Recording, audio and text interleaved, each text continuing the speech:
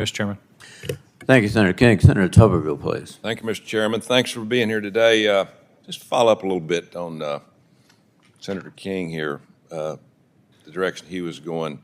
You know, we're operating on the assumption that we, meaning the President, has 30 minutes to respond to a nuclear attack. But with the advent of hypersonics, where do we stand with that today? Anybody want to answer?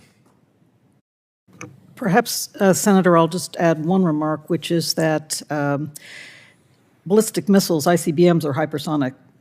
What is different today is the maneuverability in the end game. So that is what poses the...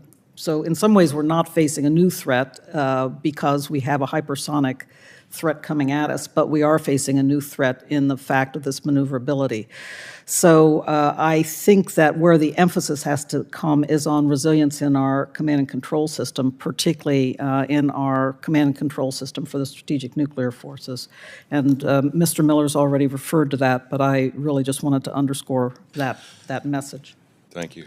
If I may just add one more thing, exercising this capability, which we don't do enough of.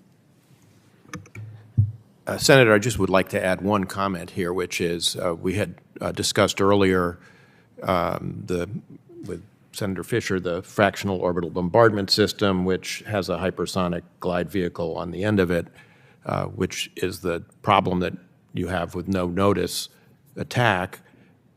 It's not just China. I mean, it was the Russians who first experimented with this in the 1960s and 70s. It was constrained by the original START treaty. The Russians have allegedly had abandoned it, but it was mentioned by President Putin in 2018 when he talked about other exotic nuclear capabilities. So it's not really clear whether the Russians have totally abandoned this idea or not. So it's not just something we need to worry about with regard to China. We also need to worry about it with regard to Russia, in my personal view. If I could, Senator, and this is not the topic of this hearing, but you talked about hypersonics. I think we need to pay a lot more attention to conventionally armed hypersonics. The Russians and Chinese have conventionally armed hypersonics, which pose a terrific threat to our naval forces, to our surface forces at sea. We are on the cusp of deploying some hypersonic systems ourselves, which would be absolutely critical to taking down the the anti-access area denial defenses that the Navy's been complaining about for 15 years, but we are proceeding with deployment at a snail's pace. I mean, if our Navy is going to be able to operate in the South China Sea in a war or in the Baltics, we need to take down those anti-surface and anti-air defenses.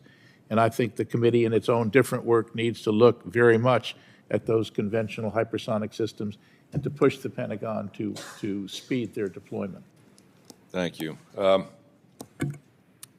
Last couple of years, Admiral Richard has made his top unfunded priority the Sea Launch Missile. Hopefully we get that approved this year. Mr. Miller, could you talk about that a little bit more, about the importance of it? I think, Senator, that we need something that our allies see is theater-based, that is around, that we can't keep saying, don't worry, we've got these systems in Omaha and in the States and deep at sea in the ballistic missile force, that we have something that we can show them and that we can show the Russian and Chinese leadership that we have capabilities that would match what they have and therefore that would deter them from using those theater and tactical nuclear systems. Thank you. Mr. Miller, do you believe that pulling out of the JCPOA accelerated Iran's breakout timeline, or do you believe the Iranians plan to follow this pathway all along? Do you think they plan on doing it in any way? I don't know what direction they're going in, but as others of your colleagues have said, that they are particularly close to having a nuclear weapon one way or another. Thank you. It was good to hear people talk. Some of you talk about recruitment of STEM programs. I come from the educational field. We're struggling. Huntsville, Alabama is looking for engineers every day. We do a lot, obviously, with our defense, and we're doing a few things to help accelerate engineers. We've got to do that. We've got a majority of our kids in this country can't even read, much less do math or science. So hopefully we'll come up with some better programs to accelerate that and come up with more engineers in the future because we're going to need them. Thank you very much. Thank you, Senator Tuberville. Senator Warren, please.